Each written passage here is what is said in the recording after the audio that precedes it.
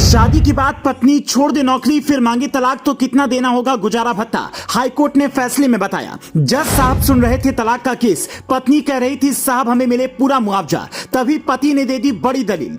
लोगों के दिमाग में उठ रहे सवाल, क्या ज्योति मौर्य को भी मिलेगा मुआवजा? गरीब पति कहां से देगा गुजारा भत्ता?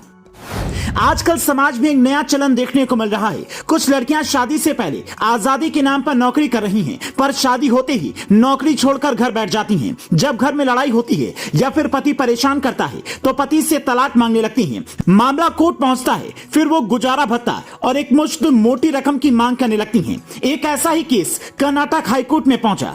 पहले उस केस को समझिए, फिर बताते हैं क्या ज्योति मौर्य को भी मुआवजा मिलेगा। दरअसल इस केस में पत्नी शादी से पहले नौकरी करती थी, लेकिन शादी होते ही नौकरी छोड़ दी। अब सवाल यह था कि पत्नी खुद से कमाकर गुजारा कर सकती है, उसे पति क्यों पैसे दे?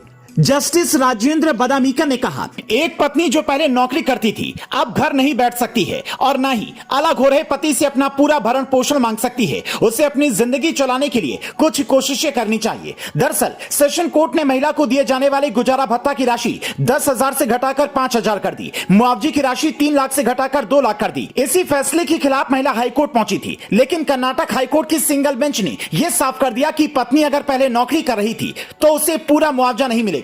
हालांकि जज साहब ने अपने आदेश में यह भी कहा कि बच्चों के खर्च में कोई कटौती नहीं की जाएगी। मतलब इस आदेश से यह साफ है कि अगर कोई कामकाजी महिला यह सोचती है कि शादी के कुछ साल बाद तलाक लेने और काम छोड़ने पर उसे पूरा मुआवजा मिलेगा तो ऐसा नहीं होगा। हालांकि यह आदेश कर्नाटक हाईकोर्ट का है, इसलिए यह नहीं कहा जा सकता कि किस राज्य में क्या आदेश होगा। हमारे हिंदुस्तान में मेंटेनेंस का मामला वैसे भी अलग अलग मामलों के हिसाब से तय होते हैं। अब कोई पति ज्यादा कमाता है तो कोई कम कमाता है, तो उसी हिसाब का मेंटेनेंस तय होता है। उदाहरण के लिए आप उत्तर प्रदेश के ज्योति मौर्य का ही केस देखिए। ज्योति मौर्य बरेली के एसडीएम हैं, जबकि उनके पति आलोक मौर्य सफाई कर्मी हैं। एक एसडीएम की सैलरी करीब 60,000 रुपए होती है। ऐसे में कोर्ट से ज्योति मौर्य को कोई मुआवजा मिलेगा इसकी संभावना नहीं दिखती। इसकी वजह यह भी है कि जब पति पत्नी मर्जी से तलाक लें तो फिर खुद ही सारी शर्तें तय कर लेते हैं। ऐसे में अगर दोनों के बीच मर्जी से तलाक होता है तो बात अलग होगी, वरना कोर्ट में केस लंबा चले फिर कई कानूनी दलीलें पेश होंगी। हालांकि इसके बारे में कुछ और कंडीशन भी हैं। जब पति मुआवजे से बरी हो जाता है, पति कोर्ट में साबित कर दे कि मेरी कमाई इतनी नहीं है कि मैं गुजारा भत्ता दे पाऊं,